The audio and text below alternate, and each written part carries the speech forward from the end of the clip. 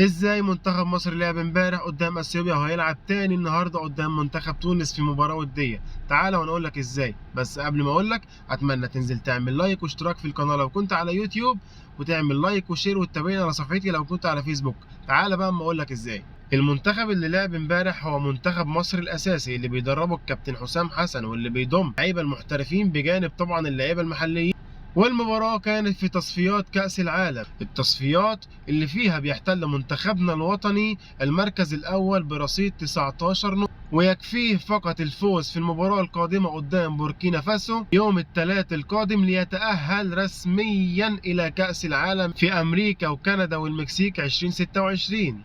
اما بقى المنتخب اللي هيلعب النهارده قدام تونس هو المنتخب التاني او منتخب المحليين او المنتخب البديل زي ما انت عايز تسميه، المنتخب اللي بيقوده فنيا الكابتن حلمي طولان وبيعاونوا الكابتن احمد حسن والكابتن عصام الحضري. مباراة تونس هي مباراة ودية تحضيرية للمنتخب وتجهيزية لخوض منافسات بطولة كأس العرب التي ستقام في الفترة من 1 ل 18 ديسمبر القادم في أرض قطر. وبكده تبقى عرفت